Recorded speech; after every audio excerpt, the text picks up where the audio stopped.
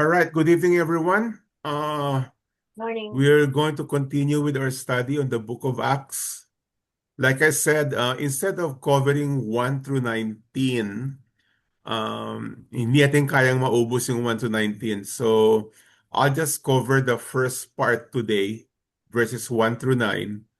And then, God willing, next week we'll continue with the rest of the experience of the conversion of Saul. Okay, so let me read verses 1 through 9. Verse 1.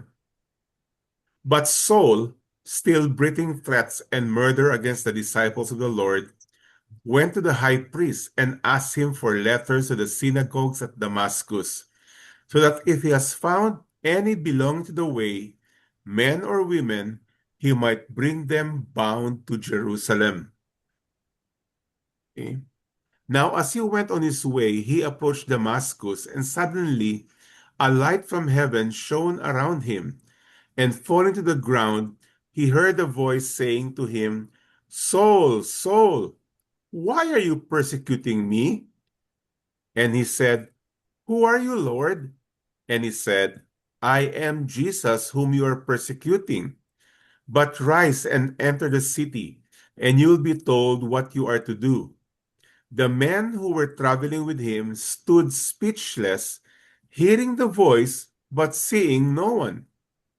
Saul rose from the ground, and although his eyes were open, he saw nothing. So they led him by the hand and brought him into Damascus. And for 3 days he was without sight and neither ate nor drank. So here in chapter 9 and moving forward, we are going to see the life story of Saul, his conversion, and later transformed and named Paul, and all his ministry.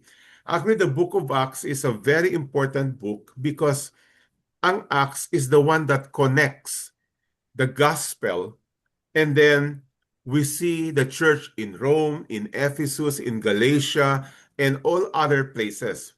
Without the book of Acts, we're not able to understand paano nangyari yun. How did the church just go and pop out in different places? It actually begins with the conversion of Saul. Now, obviously, you and I know Paul, Paul, Apostle Paul. We know a lot about him. We have heard about him. We read his teachings. Over half of the New Testament was written by the Apostle Paul. But not too many of us are very aware of his former life. Before becoming Paul, he was called Saul. Oh, Now, as Paul, obviously, he was an apostle. He was a Christian, obviously. He was a writer. He was a teacher. He was a pastor, a missionary. I mean, he was a lot of things as a believer. And as a matter of fact, in Corinthians, he says in Corinthians chapter 11, Be imitators of me as I am of Christ. And this is what he said when he was already the Apostle Paul, when he was already a Christian. Be imitators of me as I am of Christ. The reason behind this is because the church in Corinth were following other supposedly teachers and pastors, when in fact they are not. So Paul is calling their attention, be imitators of me as I am of Christ. Now, having said that, he wasn't like this from the start. He was actually a church persecutor. He was the enemy of the church, the enemy of God. And we see his testimony in Philippians when he said about himself, he said this, If anyone else thinks he has reason for confidence in the flesh, I have more.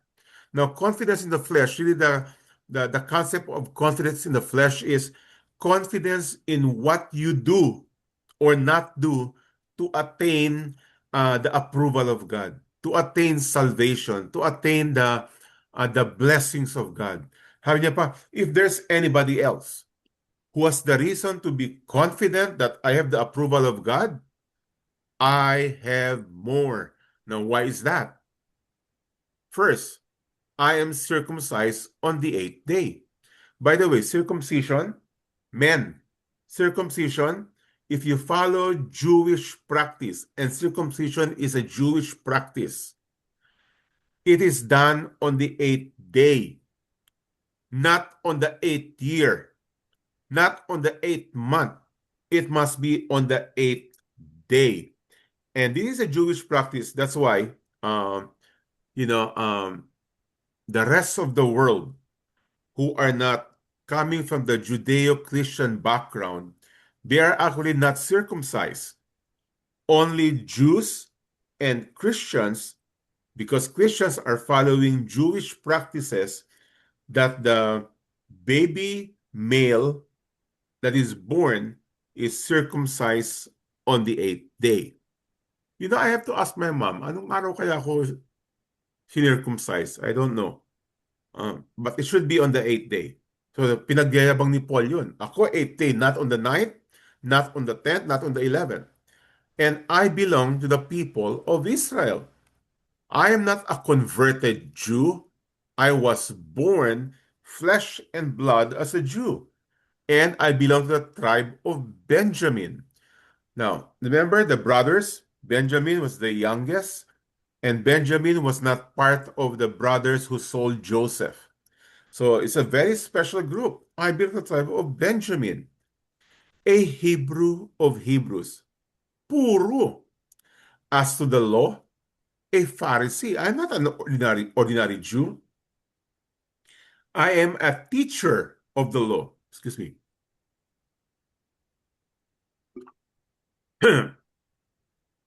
As to zeal, a persecutor of the church.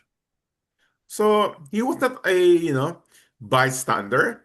He was actually, quote unquote, defending the Jewish faith, that whoever else is getting out of Judaism, he would be the first person to go out and persecute those people. And as to righteousness under the law, blameless. He was a moral person. So I'm sure he was like that, what Jesus was talking about, the Pharisee who tithed everything they had. Every grain of wheat, they count 1, 2, 3, 4, 5, 6, 7, 8, 9. The tenth belongs to the Lord. They have silver coins, 1, 2, 3, 4. I mean, he was very strict with his practice of Judaism. When it says, keep Sabbath holy, where they are supposed not to work at all, I will see Paul just lying and sitting and just studying the Torah. I mean, he's blameless. Then verse 7 is the twist. But whatever gain I had, I counted as loss for the sake of Christ. Ooh. Imagine this. He built his life thinking that he was pleasing God. Then at the point when he came to know Christ, I counted everything I thought was good and nice and pleasing to God as loss for the sake of Christ. Then he says, indeed, I count everything as loss because of the surpassing worth of knowing Christ Jesus my Lord. That is actually a testimony of a true believer. When he comes to know Christ, then he would come to see that everything that he so-called have done for God, whatever it may be, is good for nothing. As a matter of fact, the last line he says this is very, very strong. For his sake, for the sake of Christ, I have suffered the loss of all things and count them as rubbish. Basura. What is basura? Well, everything he mentioned earlier. Being a Jew, being a Pharisee, being blameless, being the tribe of Benjamin. You know, sometimes we are far more, what do you call this? Proud of our family, of our heritage, of our religion, of our good works, of our morality. But when you come to know Christ, really all of those are basura, rubbish, in order that I may gain Christ. What is he saying? Unless you consider everything else that you thought was good and pleasing to God, unless you throw them away, you are not able to gain Christ. Because gaining Christ requires a full allegiance in the works of Christ alone. As a matter of fact, let me go here. Let me read Matthew 13. Jesus says this concerning about a person who finds the kingdom of God, who finds Christ. He says this, the kingdom of heaven is like treasure hidden in a field, which a man found and covered up. Then, here you go, in his joy, he goes and sells everything, sells all that he has and buys that field. In other words, he took off everything else because now what he has found is worth all of the things combined and even more. And that is exactly the attitude of a true believer, a person who finds Christ. That once he finds Christ, everything else is rubbish. Everything else is useless. And Jesus continues to say, next verse, again, the kingdom of heaven is like a merchant in search of fine pearls, who on finding one pearl of great value, went and sold all, there you go again, all that he had and bought it. He gave up everything. Now, when we say everything, it's not just about uh, every material possessions we have. Really, the context here is everything we thought that would please God. Well, in our context, and most of us came from the religious Catholic background, we count it rubbish all the sacrifices I did in the processions. I came, by the way, from a very religious family. My family, my mom in particular, led us always every Friday. We have a procession. We have to carry, the crucifix and Santo Niño and all those things in a different neighborhood.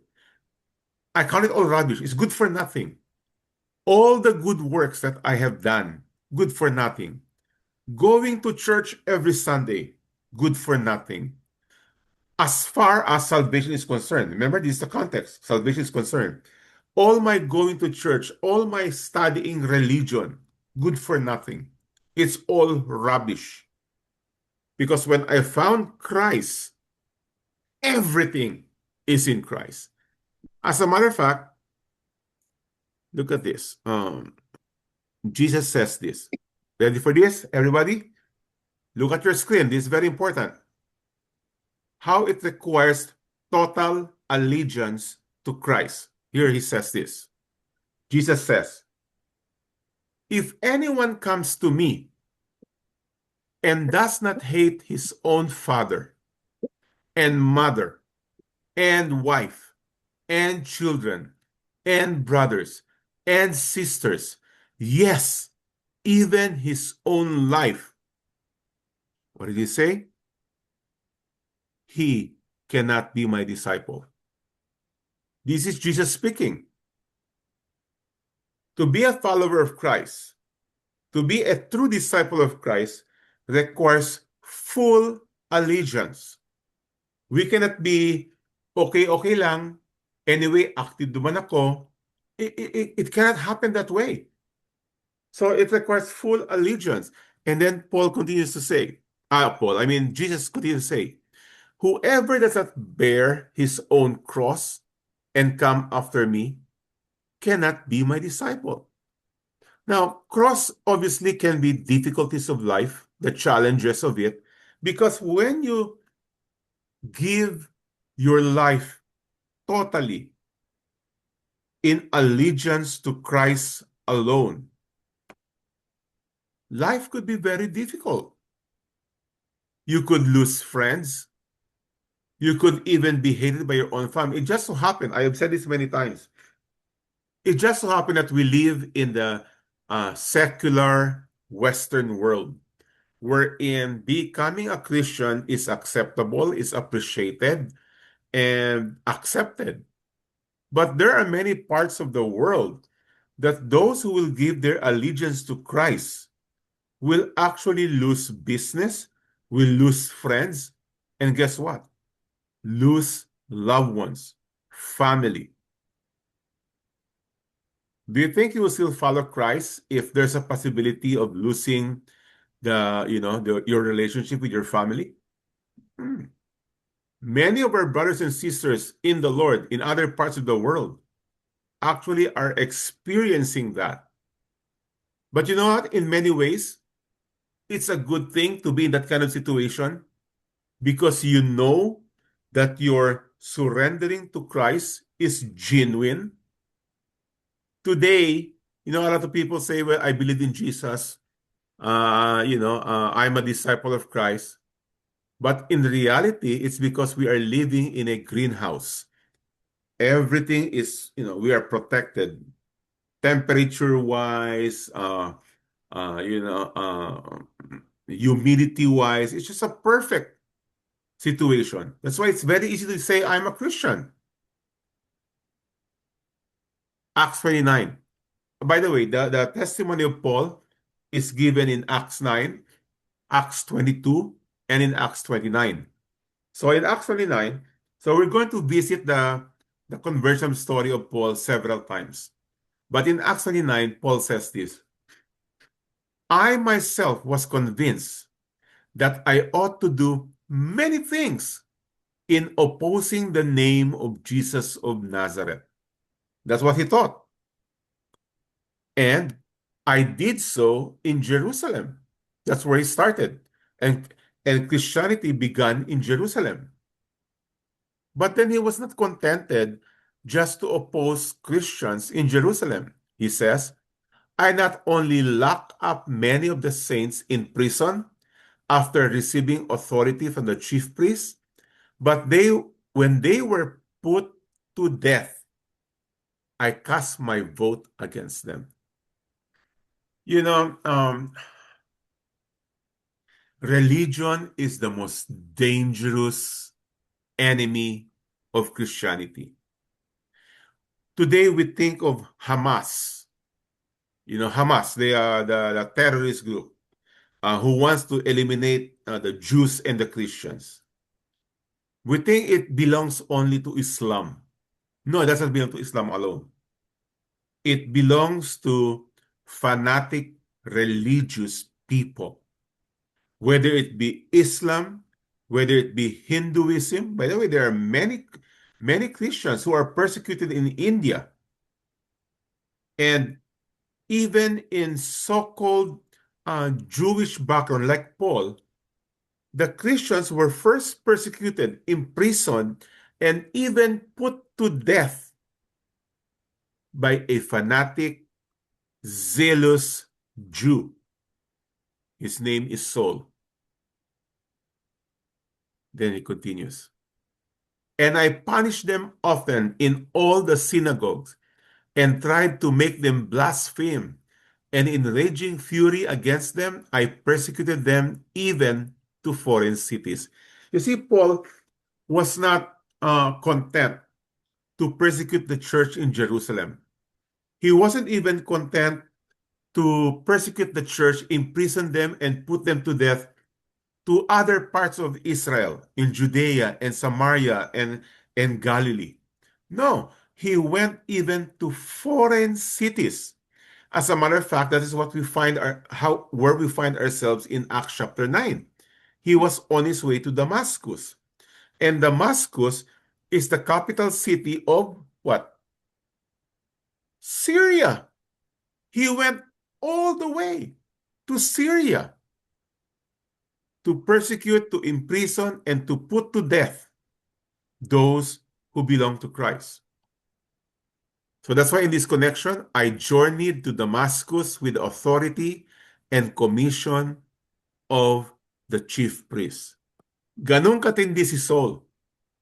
That is the Paul whom we are highly appreciative of today, and you know follow his teachings and his examples. But this is who he was back then until his encounter with Christ. That is Saul. And by the way, it begins with the word but Saul, because in chapter 8, we see right before this narrative, this story, we see the conversion of the Ethiopian eunuch. The Ethiopian eunuch worshiped God, went to Jerusalem to worship, and tried to find God, and found God when Philip explained to him the gospel and was baptized. Then we begin chapter 9, pero si Saul. So this is the opposite. The opposite of the Ethiopian eunuch who was seeking God. Because Saul, when he went to Damascus, it was not to find God. He wasn't like, okay, Lord, I really want to know you. No. He went to the different cities all around Jerusalem, all around Judea and Samaria and Galilee, and was not content. He traveled to a foreign land in Syria, in Damascus, to persecute the church. And when he went there, it describes he was still breathing threats and murder against the disciples of the Lord. He was very focused. He was out there to really look for those who follow the Lord. Not just anybody. He wasn't after the pagans. He wasn't after those who were, worshiping Baal or Satanists or, other practices. No. He went there specifically, very focused on, what do you call this? Destroying, in persecuting, in putting into prison, and even putting them to death. Who? The disciples of the Lord. You see, the day will come, and is coming, and is already, that the enemies of the Lord is growing, and more will be seeking and will be persecuting those who are true disciples of the Lord. Acts 7. This is where we first met Saul, by the way. This is the first time where we met Saul. In Acts 7, then they cast him, that Stephen, out of the city and stoned him, and the witnesses laid down their garments at the feet of a young man named Saul. So it wasn't just Paul who was, die-hard persecutor of the church, but the people, the community, were actually appreciating the work of Saul running after the disciples. They placed their garments at the feet of Saul. It's much like when Jesus first went to Jerusalem, right? When people were putting their clothes, their coats on the ground as Jesus went through. This is the same thing. They were giving approval to what Saul was doing. Then in chapter 8, verse 1, and Saul approved of the execution of Stephen. Here's a religious man. Here is a die-hard Jewish person who is very well instructed of the Bible, of the Torah, the Old Testament, He was so-called, obedient, moral person, and he thinks that part of that morality is to put off and put away, put to death those who are not following Judaism. So Saul approved. Good. And there arose on that day a great persecution against the church in Jerusalem, and they were all scattered throughout the regions of Judea and Samaria, except the apostles. Let me say this. We have not really dived in our text yet, but let me say this, because this really speaks about religious people who are very committed to their faith, and in their minds that everybody else are, you know, needs to be taken out because they are not following, you know, so-called the truth. By the way, that kind of mentality today, in the first century, that was the mentality of the Jews, like Saul. That was their mentality. If you're not following Judaism, you're good for nothing, and you could be imprisoned or persecuted. That mindset have shifted today in the minds of the fanatic Muslims who thinks that unless you convert to Islam, you're good for nothing. Except today, it has been multiplied not just to one person like Saul. Today, it has multiplied to a lot of people. So let me say this before we go any further. A man can be sincere, really sincere, very zealous, be on fire, but sincerely wrong. Saul was a very good example of a person who was very sincere of his religion, but he didn't realize that he was sincerely wrong. Many people today, I would consider even myself back then, I was very sincere of my religion. I actually believe that what my religion was telling me to do, not do, is the way to please God. That's what I thought. And I was very sincere about it. And in a way, I would actually look down on other people who did not believe the way I did. But I didn't realize, sincerely wrong. Now, I hope that all of us here, we might be very committed to our religion, but not to realizing what we are committing ourselves into. Because sincerity is not what will bring you to heaven.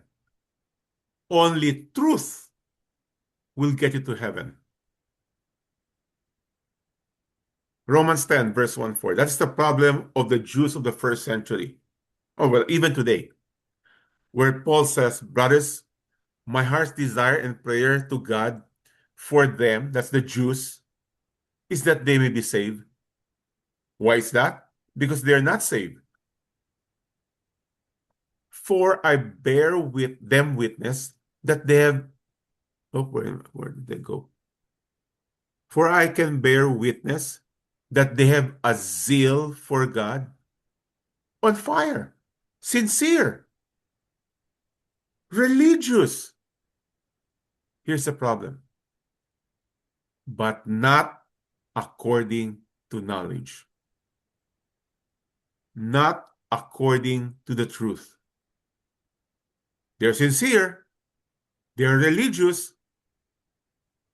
In our context today, how many people do you know that is far more religious than many of us?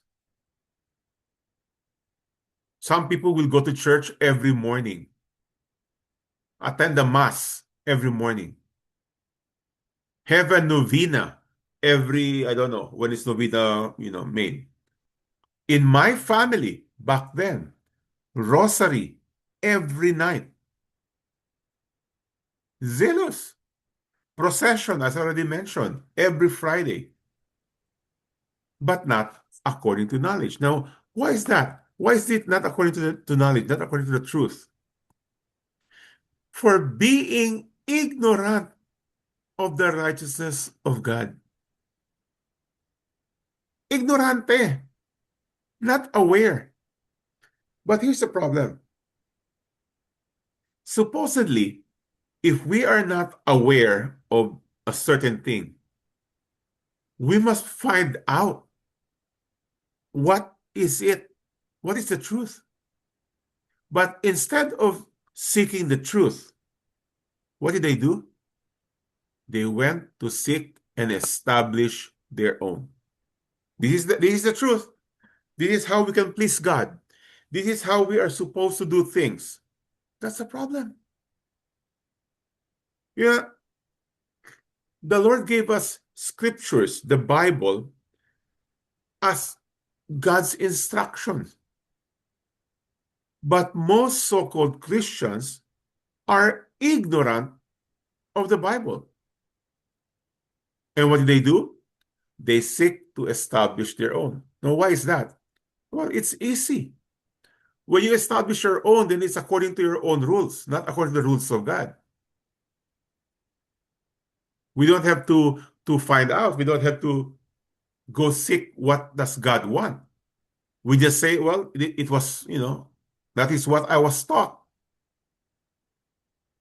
Not submitting to God's righteousness and establishing your own is not submission to God. No matter what you think about it, Lord, para sa'yo to. Pinaghirapan ko to para sa'yo. This is for your glory. But excuse me for a moment, okay? I'm having difficulty breathing. Hold on, let me blow my nose.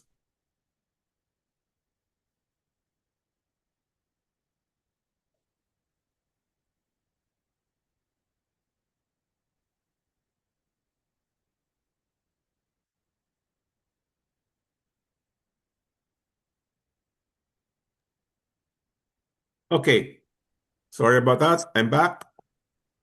So they did not submit to God's righteousness, not realizing that in Christ is the end of the law for righteousness to everyone who believes. That is why it is said, like Jesus said earlier, it is like a man who found a treasure. That when he found a treasure, he sold everything else because they're all rubbish. Because in that treasure, who is Christ, is the end of everything else. Romans 8 says this, verse 6. For to set the mind of the flesh is death, but to set the mind of the spirit is life and peace. For, that's because, the mind that is set on the flesh is hostile to God, enemy of God. What is that? Setting the mind of the flesh. The mind of the flesh is creating your own way to be made righteous before God. No matter what that way you are thinking to be righteous before God, in the end, you have only made yourself an enemy of God. Why? For it does not submit to God's law. Indeed, it cannot. Those who are in the flesh cannot please God. Your own way, our own religious way, no matter how sincere it is done, cannot please God. Why is that? Because salvation is totally the work of God. We are very familiar with this verse, but let me just read it anyway. Ephesians 2. For by grace you have been saved through faith.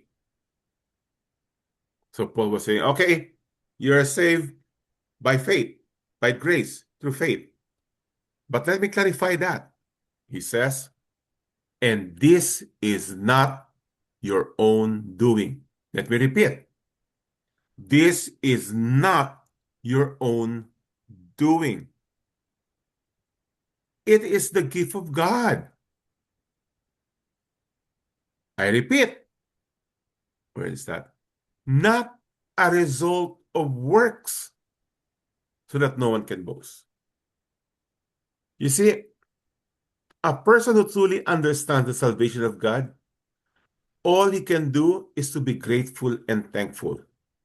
Because there is nothing that he has done or could do to attain the approval of God, the righteousness of God. It's all by grace. And grace is a unmerited favor. You don't deserve it, but you could receive it by faith, through faith. So this is the attitude of Saul when he was on his way to Damascus. He was still breathing threats and murder against the disciples of the Lord. And he was so zealous about doing this that he went to that high priest and asked him, for the high priest, for letters to the synagogues at Damascus. I mean, he was not just going on his own. He wants the authority of the Jewish high priest, so that when he goes there, he goes in the name of the authority of the Jews. And for what purpose? So that, here's the purpose, so that if he found any belonging to the way, men or women, he might bring them bound to Jerusalem.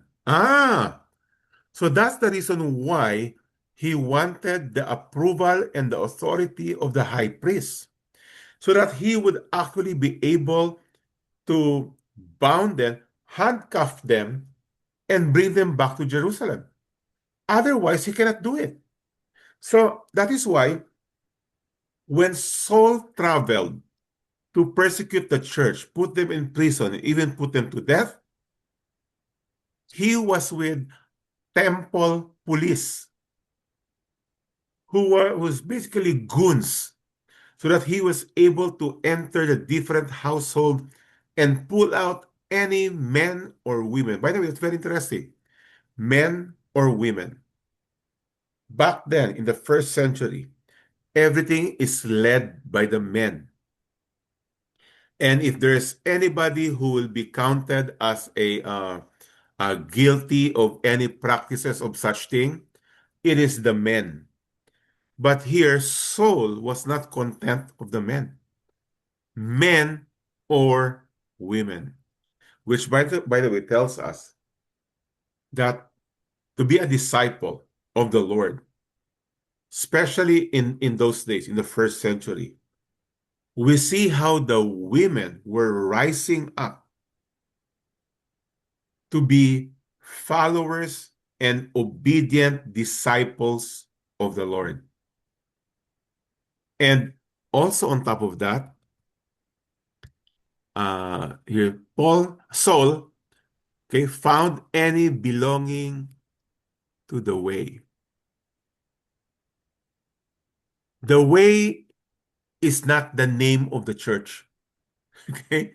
Oh, saan ka nag-aatin ng church? Doon kami sa The Way. No, no, no. The Way is actually, uh, how they say, it is sarcastically said, The Way. Because when you are identified to be a person of the way, you are a person who claims and preaches and teaches that the way to receive the righteousness of Christ, of God, is through Jesus alone. The way. That is what the people, the disciples, were actually teaching, which is echoed from the teachings of Christ in the book of John, where Jesus said, I am the way. So, the truth and the life, and no one comes to the Father except through me. That means that the people of the way, which is sarcastically said, are people who teach us that there is no other way to get to heaven except through Christ. It is a very exclusive way. You either enter heaven through Christ or not at all. Nothing else. It is not through your good works, not through your zealousness. It is not to your so-called faithfulness. It is not to your religious affiliation.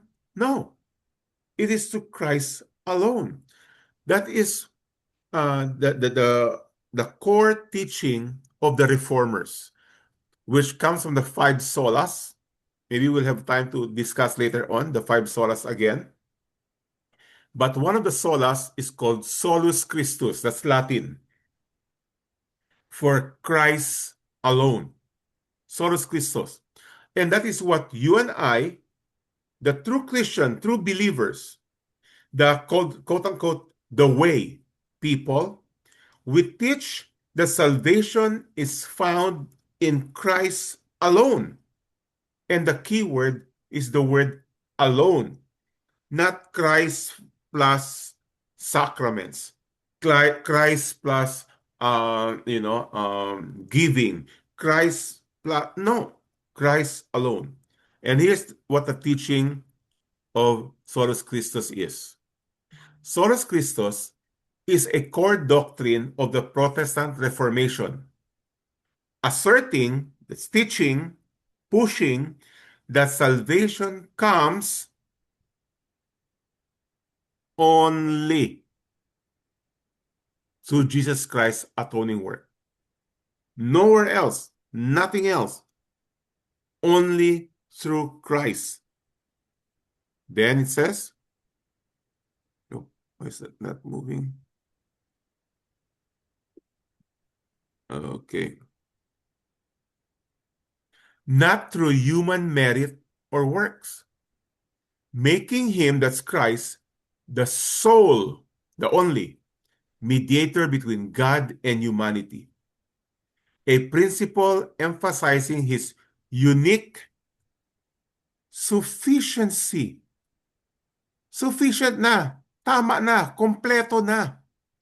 You need not add anything else to the works of Christ. It is sufficient, kompleto na. That is why, remember earlier, when he found the treasure, he sold everything else. Why? Because in Christ, kompleto na. You need not add anything else. It's sufficient, and centrality, the main, to faith, life, and worship. That's it. In Christ alone. By the way, when this was written, this doctrine was put into words, Solus Christus, this was at a time when the reformers were under Catholicism, and they were writing this because Catholicism was their teaching was, yes, believe in Jesus, but also you should do this, you should do this, you should do this. That's why it says here, contrasting with practices that place reliance on what? On saints, on rituals, or church hierarchy. Again, you need to see this from the point of view of Catholicism. This is when this was made clear that we are saved in and through Christ alone and nothing else. So, Let me go back here. So that if he found any belonging away, men or women, he might bring them bound to Jerusalem. Now, as he went on his way, he approached Damascus, and suddenly a light from heaven shone around him. Now, remember, Saul was not planning to go to Damascus to find Christians to worship with them. He did not go to Damascus for the purpose of trying to, know more about Christ and God. No, he was there to imprison them and to put them to death. And yet, on his way, a light from heaven shone around him, and falling to the ground, he heard a voice saying to him, Saul, Saul, why are you persecuting me? Grabe. You know, when your name is called twice, this is like, talagang calling your attention. Danny, Danny, okay? 2 times. Connie, Connie, okay? Why are you persecuting me? This is amazing thing because despite Saul going against the church, against Christ, in the end, the grace of God is far greater. In Ezekiel, here's what it says. God speaking, For I have no pleasure in the death of anyone, declares the Lord God. So turn and live. The word death here is not just physical death. God is saying, I have no pleasure in putting people in hell. I have no pleasure in that. That's why turn and live. That's why even with Saul, who was on his way to persecute the church, going against Christ Jesus, and yet Jesus comes and calls him Saul, Saul. Why is that? Because God does not want anyone to perish. As a matter of fact, the opposite is true. In Psalms 116, verse 15, precious in the sight of the Lord is the death of his saints. Now, this death is physical death that God delights. It's precious in him when you and I, as true believers, die because we get to be with him. But the death of the unbeliever, God does not delight in it. In 2 Peter 3, verse 9, the Lord is not slow to fulfill his promise, as some count slowness, but is patient toward you. And the you here are people who are not in Christ yet. People who are extremely religious but do not have the righteousness of Christ. Now, why is he patient with you? Because he is not wishing that any should perish. Let's go to hell. But that everyone should reach repentance. This is an example of the grace of God. Because once upon a time, all of us were enemies of God. All of us, no exception, were thinking that we were good enough to enter heaven. All of us thought that the way we were doing things in our zealousness, in our faith, and in our religion, we think that, well, I'm pretty good. But the grace of God is so amazing that despite our disobedience, God pours out his grace. And that's another sola in the 5 solas of the Reformation. It's called sola gratia. Sola gratia is in English, because that's Latin, is grace alone. That every single person who is saved and is to be saved is saved totally by the grace of God. Not by works, as we have read earlier in Ephesians 2. Not because of your goodness, because no one is good. Not because of your actions, because they're all like filthy rags. But it's all by the grace of God. And let me read the written doctrine on sola gratia. Sola gratia is a core Protestant Reformation doctrine stating that salvation is a free gift from God, unearned by human works, emphasizing God's unmerited favor through faith in Jesus Christ.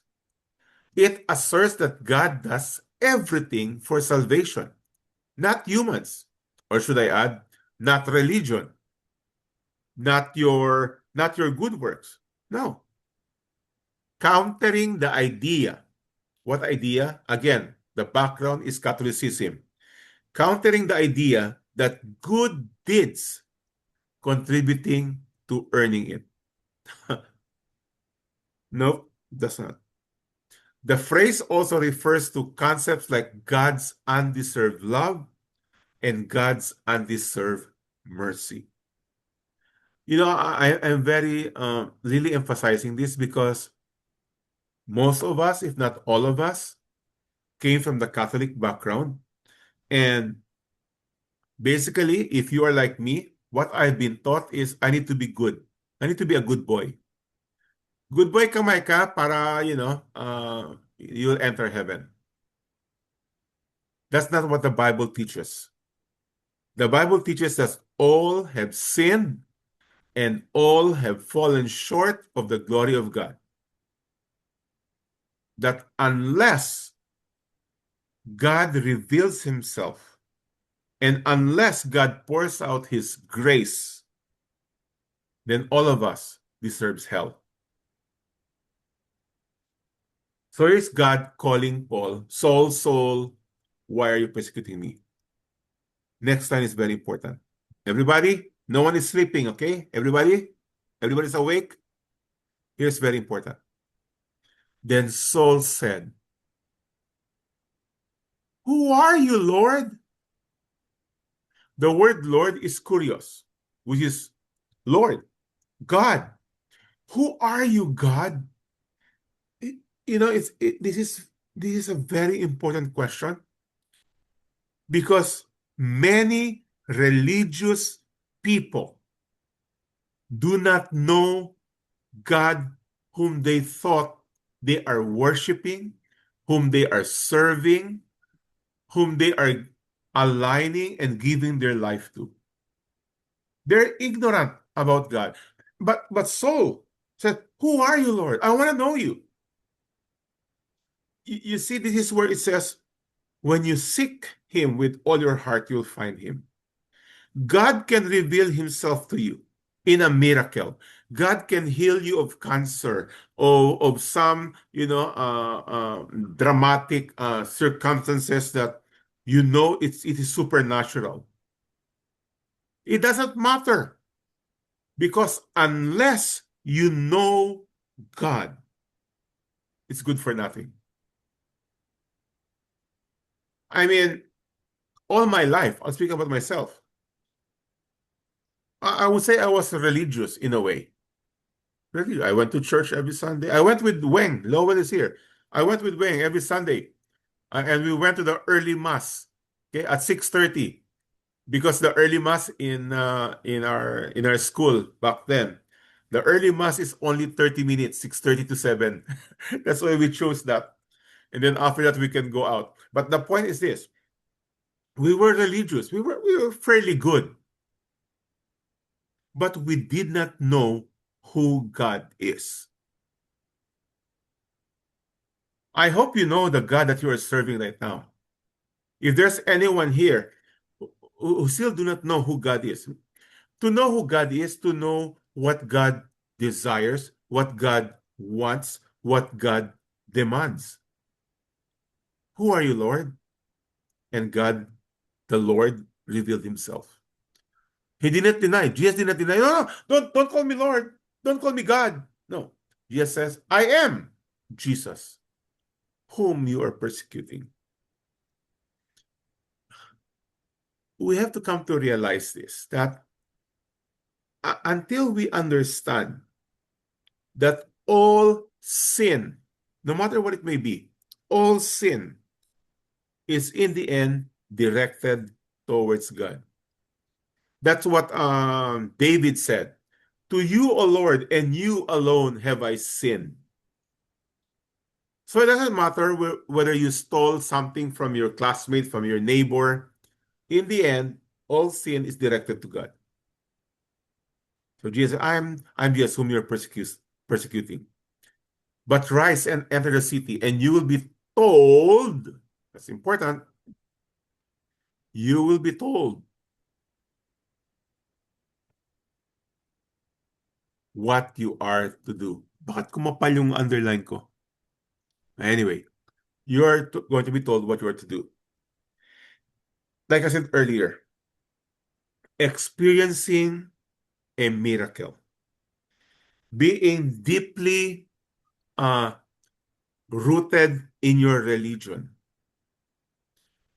not until you hear the gospel, understand the gospel, know what God requires, then all are rubbish. All are useless. You'll be told what to do. Romans 1. That's why this is now Saul, who is now Paul. Okay? He's now the Apostle Paul. He says, I'm not ashamed of the gospel. The gospel is the message about Christ, the truth about how to get right with God. I'm not ashamed of it, for it is the power of God for salvation, not the good works, not your zealousness, not your morality. No, the gospel, the message about Christ to everyone who believes, whether you're a Jew or a Gentile. This is now the importance of the gospel. He continues in Romans 10. Paul says, how then will they call on him in whom they have not believed? And how are they to believe in him on whom they have never heard? And how are they to hear without someone preaching? That is why the Lord himself said to Saul, Saul, rise and enter the city, and you will be told what you are to do. And later on, we'll find out about Ananias, where Ananias explained to Saul the gospel. In verse 7, the men who were traveling with him stood speechless, hearing the voice but seeing no one. You know, I really wonder what has happened to these men. I don't know how many men were accompanying Saul, and these were basically goons, the temple police who were there accompanying Saul to imprison the Christians. They also heard what Saul heard. And what did they hear? The Lord speaking from the heavens and said, Saul, Saul, why are you persecuting me? I am Jesus. So I really wonder what they have done with that message. When I get to heaven, when we get to heaven, I will look for these men if they are there. um, because the focus of this story is about Saul. But just makes me wonder what has happened to these men. So Saul rose from the ground, and although his eyes were opened, he saw nothing. Oh, that is one of the most difficult times. I think to be blind is one of the worst things that can happen to you. So in many ways, I'm very thankful that I just lost my leg. With my eyes, at least I can still see what's going on around me. I can still do what I'm doing right now, teaching and study and so on. But when you are blind, you are totally dependent on other people. So when Saul opened his eyes, he saw nothing. I mean, could you imagine the fear that Saul was going through at this time? Grabe. He saw nothing. He said, are you there? Who's with me? What's going on? So They led him. The they is the people who were with him. They led him by the hand and brought him into Damascus. Final verse. And for 3 days he was without sight and neither ate nor drank. Let me go on the side for a moment. This portion that says that he neither ate nor drank, this is a term we use, and you have heard it before. It's called fasting. You see, if you're blind, you can still eat. True or true? Of course, you can still eat. Can you drink? Of course. It might be with the help of other people, but he did not eat nor drunk. He did not have not eaten anything. Why? Because what has just transpired have really made him think, what is going on? Have I, all this time that I thought I was doing, was it really for God?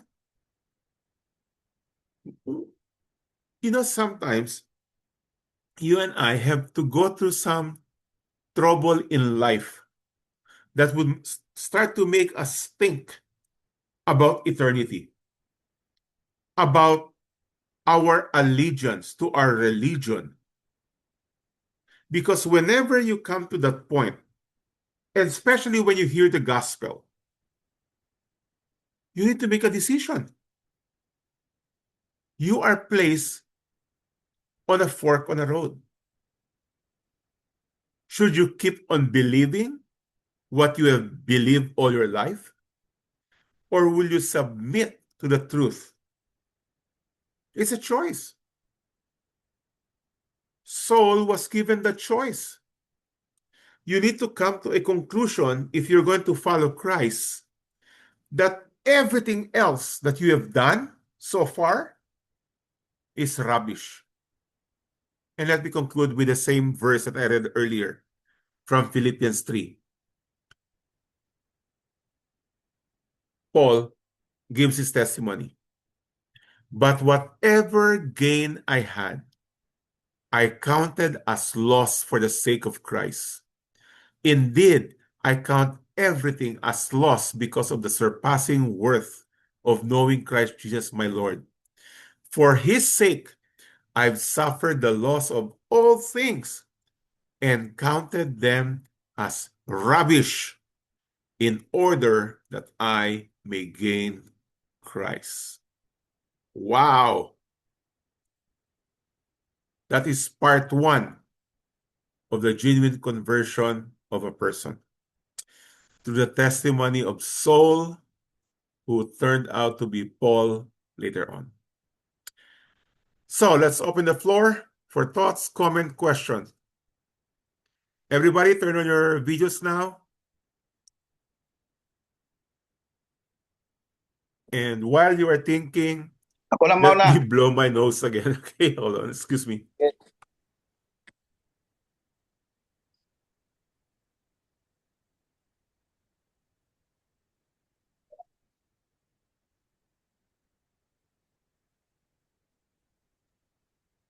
All right, I'm back. Ako na mauna. Oh, sige, mauna ka. Kasi, Ay, by the way, boy, oh, ulit, congratulations. Ang anak ni Boboy, si Bogs, oh, kawapasa pa lang ng bar exams. Yoo-hoo! yeah. Yoo-hoo! Congratulations. Congrats! Dalawang Congrats! lawyer na sa isang bahay. Thank you, Patay. thank you. Congrats! Okay, boy. Yes. Okay, sige. Yung sinabi ni Saul na, "Who are you, Lord?" When they used that word Lord, was it referring to a generic Lord, or was he really No, aware that it it is was the God? word curious, and as you see, the translation was capital L, Oh, referring to God. Are you God? Mhm. And that's the interesting part. A lot of people who are zealous, who are faithful, who are good people, but totally ignorant of God, at least of the true God, of the Bible God. Very good. Anybody else? Okay, so ano ang real context ng question, who are you, Lord? Kasi if you acknowledge God, Lord as God, why who are you? Because in the end, he was actually realizing that because it is very clear, it is supernatural what has happened to him. Very clear. It says the light from heaven. It was not just yung sunlight galing sila sa shade tapos, uy, nasilaw ako. No. It was very clear, light from heaven, and there was a voice, and even the people with him, they heard a voice, but they didn't see anybody. So it was supernatural. So again, at that point, he said, "Who are you, Lord? Who are you? I want to know." All of us needs to come to that point where we would actually say, "Lord, sino ka talaga?" Because many of us are following religion blindly. True or true? True. Yeah, pinasa sa akin ganun ang pamilya ko So, ganito rin ako. But you see, in the end, we all need to make a choice. It doesn't matter what religious background you came from. Catholicism or Methodist or Baptist or Islam, it doesn't matter. In the end, we all have to come to a point where, like I said, to be on the fork on the road. Either you experience a supernatural event, or if somebody shares to you the gospel, you need to make a choice. You are placed on a fork on the road. Hearing the gospel will not make you a Christian. Believing the gospel is what makes you a Christian. You can say, narinig ko na yan Oh yeah, okay, you heard. But it doesn't change anything. Okay. Ano sabi ni Alice? Meron siyang kausap. The narrative does not mention when did Saul actually accepted Christ as his Lord. Correct. His Lord. Because we are on the first part of our lesson. Okay. Okay. So this portion, wala pa. Wala pa. Pero all we know that at this point, he was now blinded. And when he was blind, he did not eat nor drink, even though he can eat and drink. Of course. The reason why, and I'll make a quick conclusion there, is because he was serious. He was really thinking, ano ba ito nangyayari na to? And that is actually what true fasting is all about. When you say you are fasting, it is not about twisting the arm of God. Lord, sagutin mo na yung prayer request ko Kaya hindi ako kumakain. Nag-lose na ako ng 5 pounds. Okay? Sagutin mo na yung request. No, that is not fasting. Fasting is being focused on exactly what God is telling you. If you do not understand a text, for example, you fast because you are serious in truly finding what is God saying. Many of us approach studying the Word of God without seriousness. Okay lang, I read one chapter a day, but there's no seriousness. That's why there is no understanding that comes after it. Reading doesn't change you. It is understanding the Word that changes you. Okay? Okay. Finally, bago sila, finally lang. Sige, ubusin mo na. Okay. Ubusin ko na. Samantalin ko na. Why is it na in the how many epistles ni Paul, he did not mention about the guys na with him during his trip to Damascus? Bakit hindi niya na-mention kahit isa? Okay, I'll give the answer when we get to heaven. I will ask Paul myself, okay? Okay. But, again, speculating here, because the narrative is focused on Saul, not on the other people. That is why, like I said, I wonder what those other people have done with the message, because they also heard it. That's what I'm saying, because wrote Paul how many epistles, pero minsan hindi siya nag-mention kung sino kasama niya. Nag-mention siya kay Philemon, pero not the guys na kasama niya. Because it does not, it does not add to the narrative. Does not add to the meat of the message. It does not need. Like, for example, I will say to you, Okay, I came to know the Lord in whatever. I met the Lord. I came to know the Lord in 2000 or 1980, for example. Does it matter whom I was with? Do I need to tell you who was with me when I went to the church and I heard the gospel for the first time? Does it matter? No, it doesn't matter. It does not add to the story that at that point I came to know the Lord. Okay? But to answer your question, I'll give you that when we get to heaven. Kaya sabi ko nga, the other day I was asking, who is the person you look for when you get to heaven? Besides Christ, of course. For me, the first person I'll be looking for is the Apostle Paul. Ang dami kong tanong sa kanya. Idadagdag ko na yung tanong mo, boy. Tanongin ko sa kanya, hey, Paul, sino yung kasama mo doon? Ilan sila? Anong nangyari sa kanila?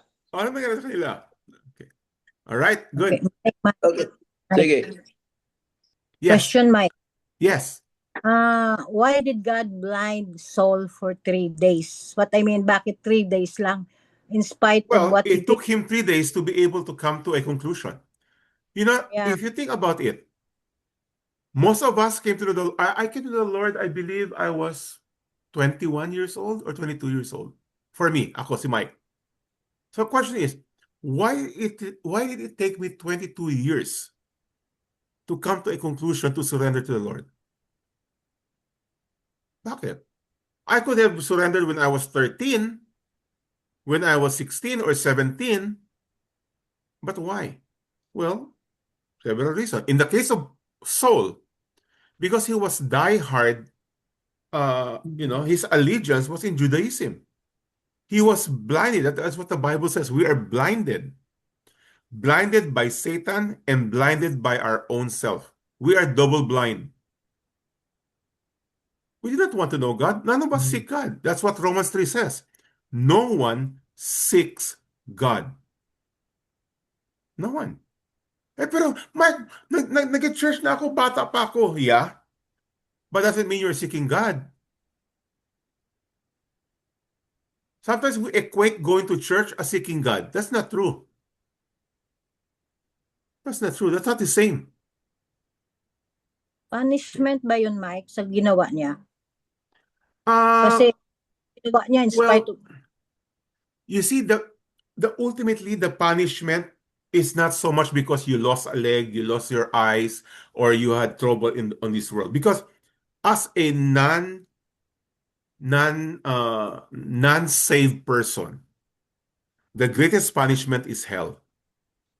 So anything else that we will go through in this life is nothing. Because even Christians can go through blindness. You don't have to be an unbeliever to go blind. You can be a Christian and go blind. But these are circumstances in life that calls our attention. To some of us, I don't know, maybe it's a trouble with a relationship. That's a call.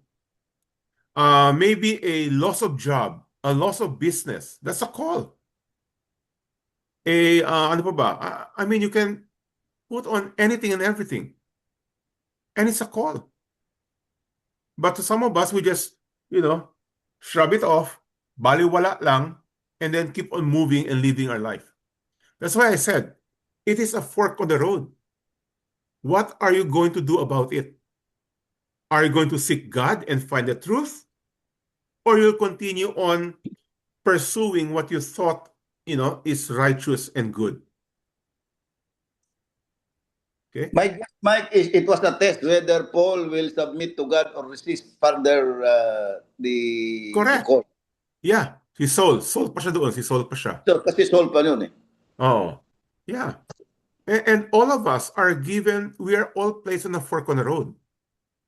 All of us, no exception. That's why troubles are good. Problems are good. Consider it pure joy. Yeah. Okay, anybody else? Hey, Mike, Roxanne, good to see you. Yes, Happy New Happy Year. New Year, Mike. Yeah. yung road to Damascus, when Jesus asked Saul, Uh-huh. why are you persecuting me? Hindi niya, Mhm. he didn't ask, why are you persecuting my church? Or why Uh-huh. are you Yeah. persecuting my people? Yeah. Because even Jesus taught that in the gospel, that what you do to the least of your brothers, you do it unto me. Because every sin ultimately is done towards God. Every sin. It doesn't matter whom you thought na kinaaway mo or sinaktan mo or ninakawan mo or doesn't matter. All sin is towards God. But specifically, in the case of Saul, the church, the disciples of Jesus, were the very people of God. So, mas specific na yun. And Paul was going after them. Hmm. Okay? But you see, grabe talaga ang grace of God, no? I mean, it's almost like talking to a Hamas right now. And the Lord will come out and have that person say, "Hey, Hamas, Hamas, why are you persecuting me?" That's the grace of God. Sometimes we think that they are the worst people in the world. It's true. Human standard, they're the worst. But from the sight of God, all people are the same. For all have sinned and all have fallen short of the glory of God. I think I was talking with, I think even with this group, sabi ko, of course we know about the war that's going on in Israel, the Hamas uh, and the Jews. There are many Hamas who died and there are many Jews who died. But if whether they're Hamas or Jews, if they're in Christ, both of them are in hell right now. Have you thought about that? Both of them are in hell. Hmm. Kaya yung Matthew 7 is very important eh. Remember Matthew 7, Jesus said, on that day, on the judgment day, many will come to me and say, Lord, Lord, did I not go to church? Di ba nagbo-Bible study ako? And then what did the Lord say? I never knew you.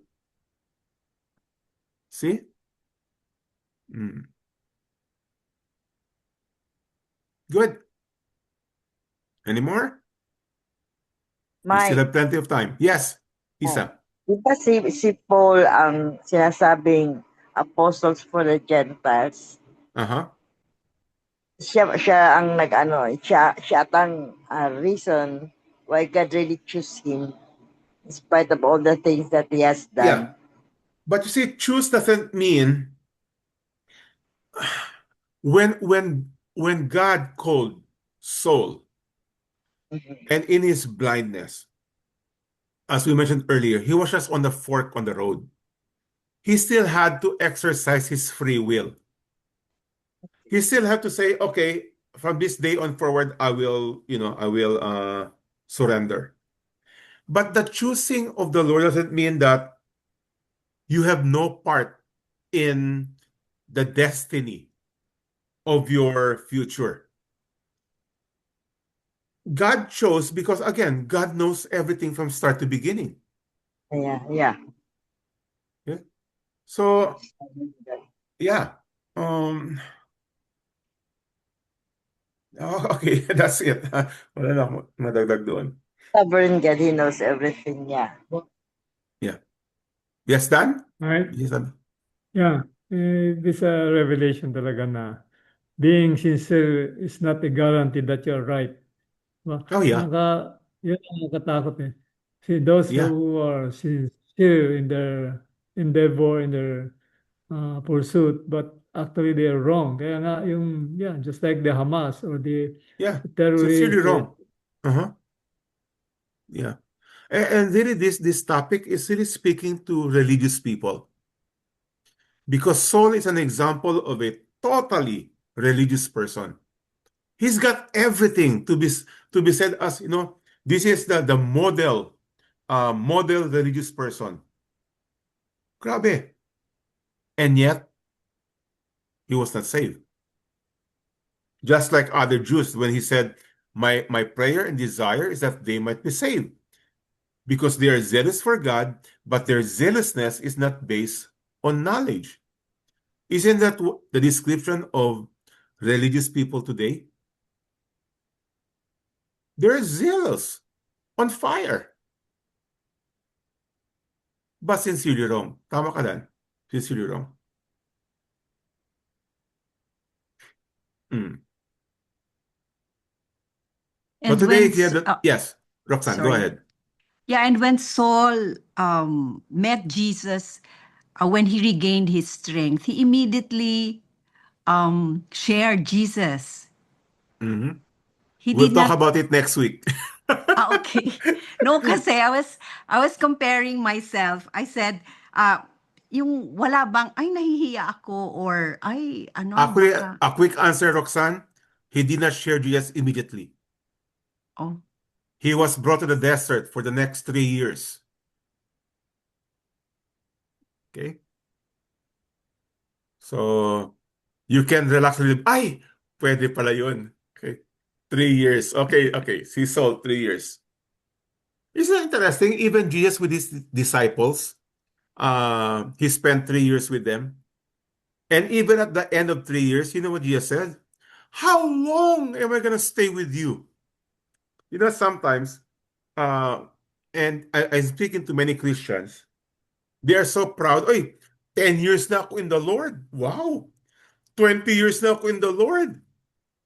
You know, if maybe the Lord will come out here and say, bakit bonjing ka pa rin? How long am I going to stay with you? You see, when we ask the question, who are you, Lord? The nice thing about you and I today, we get to know who God is by knowing His Word. Okay? That's it. That's why Jerome said, he's a theologian, ignorance of scriptures is ignorance of Christ. Very true. And that's the reason why we have Bible study. Because the purpose of Bible study is to get to know more of the Lord, the Kurios that we are serving. And 1 Timothy 3:16, all scripture is the breath of God and is useful for teaching, for correcting, for rebuking, and for training in righteousness. Scriptures. Jesus said, John 17:17, in his prayer, Father, sanctify them with the truth. Your word is truth. It goes back to scriptures. Good. So relax lang, Roxanne, okay? We'll get to answer those questions next week.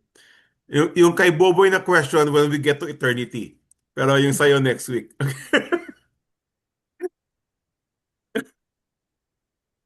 All right. Any more? Joyce? Ron? Paul? Ira?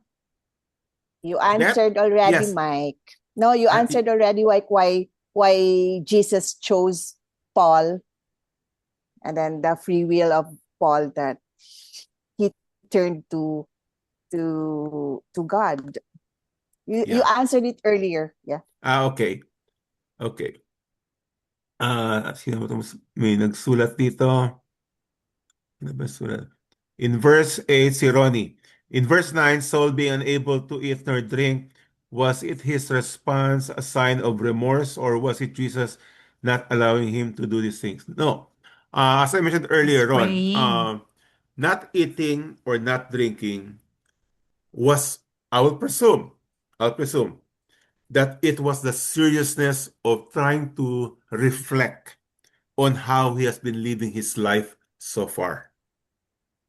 Okay? Because in the end, all of us have come to that point. You need to be thinking, has everything you have done in your life truly what pleases God? Or does it only please your religion? Or only pleases your priest or your pastor? It's very different to please your religion and to please God. Very different. Sometimes we equate the two as the same. They're not the same. So, Ron, like Saul, maybe we need to have a, seriousness, a fasting of truly trying to, ano ba talaga? Ano ba talaga ang pinapaniwalaan ko? Why am I giving my life, my time, my money, my everything to this organization? Why? Okay? It's important to answer those questions.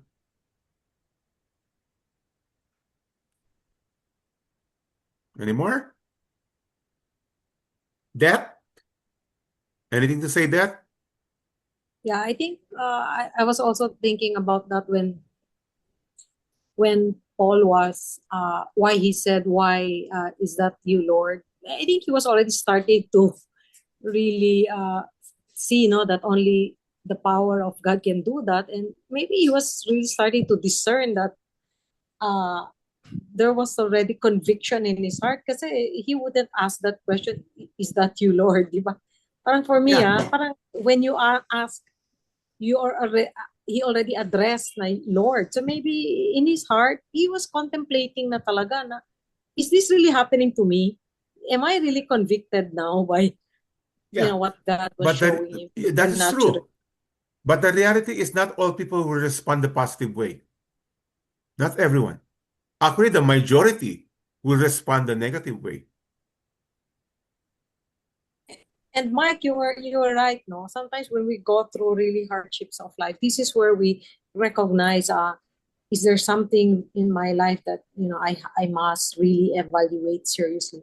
And that's why when people hurt us, when people do bad things to us, I could really say na thank you because you are the one who sanctifies me. Kasi, di ba, it's really a Yeah. process of Yeah. sanctification when God uses people to go make you go through life with pain and Yeah. hurt and things like that.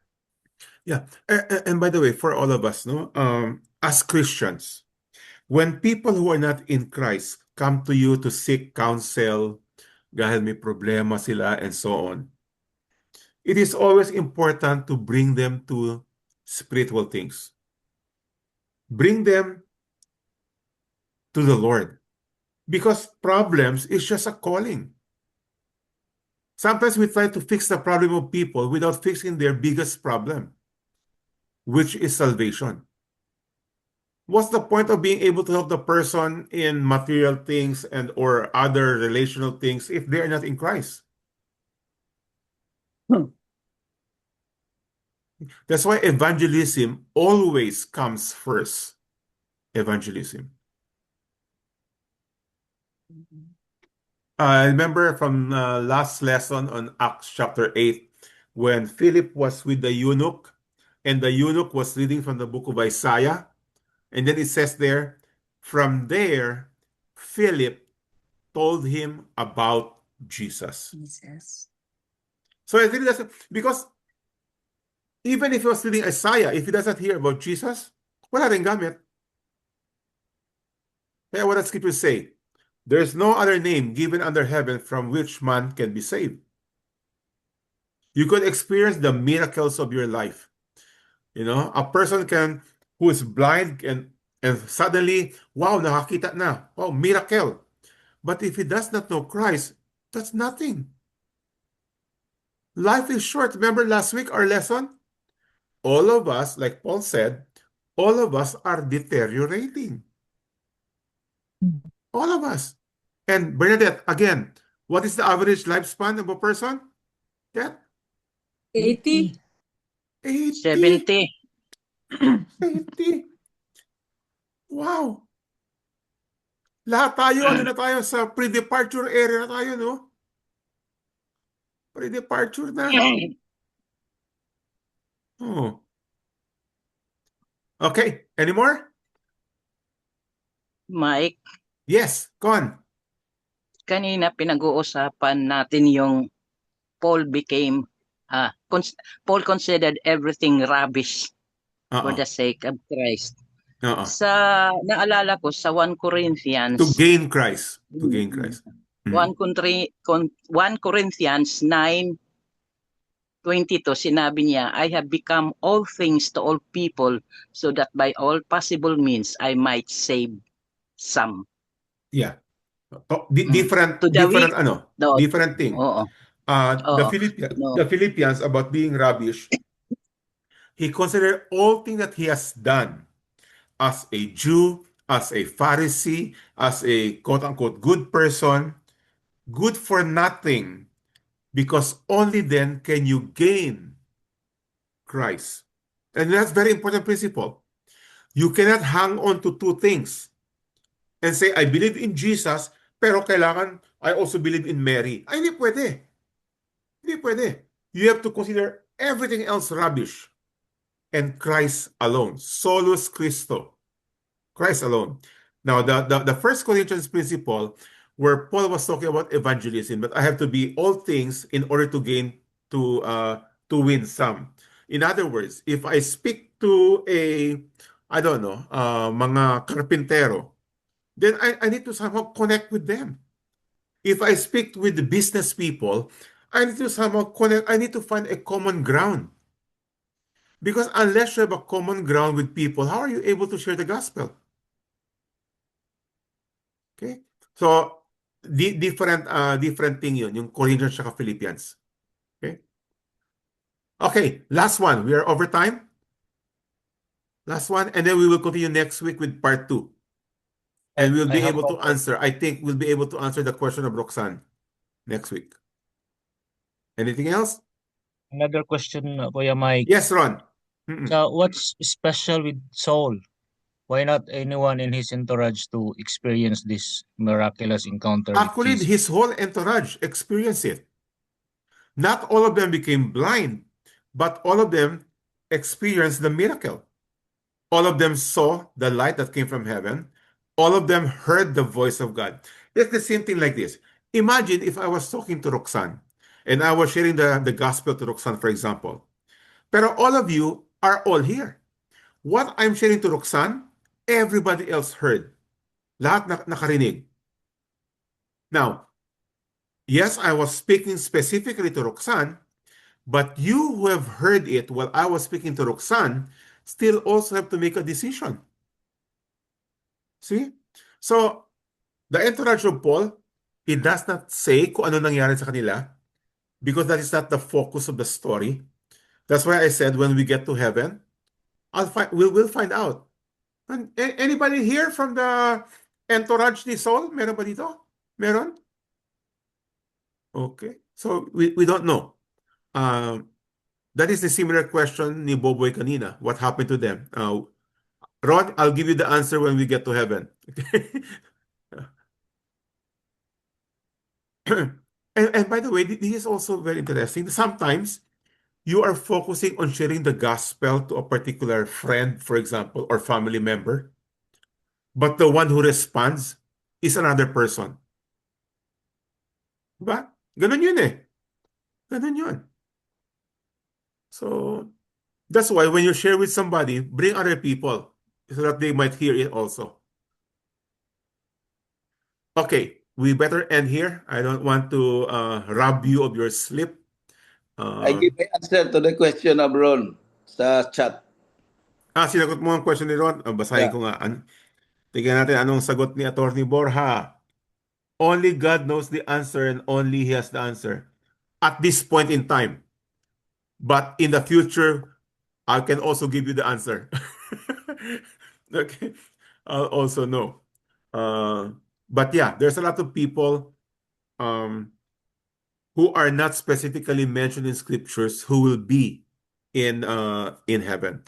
Later on, we will find, for example, the family of Cornelius. Okay, see Cornelius, when Peter shared the gospel to Cornelius, the rest of the family also believed. The same thing with when he shared the gospel in prison with the prison guard. The rest of the prisoners also heard. So does it say and tell us who are the prisoners who believe? No, we don't know. But when we get to heaven, we'll get to see them. Okay? Okay, we better close. Let's thank the Lord. Father, we thank you again for this time of study. And just a reminder, Lord, that none of our religiosity and our faithfulness to other things that we thought that are pleasing to you, that are nice and good, and even being appreciated by other people, are not necessarily what brings righteousness. So thank you again, Lord, for your word. Your word makes it very clear that it is only by grace alone, through Christ alone, none of our good works, so that no one can boast. None of us can claim one day and say, I'm going to heaven kasi mabait ako eh. Kasi I do this and I do that. But it's only by grace alone. So we can forever be grateful for your love and for your grace. And we continue to pray, Lord, for every other person around us, family members, children, spouses, workers, employers, employees, that when we speak of your truth, Lord, that to those who have heard it, they are placed on a fork on a road. And we pray, Lord, that they would make the choice to surrender their life to you, and that we might always be ready to explain further what it means to truly put our faith in you. Thank you again, Lord. And as we face a brand new year, you'll be opening doors for us to be a blessing. Thank you for blessing us with your word and for the salvation that you have given us already. In Jesus' name, amen. Amen. Go be a blessing, everyone. Thank Good night, you. everyone.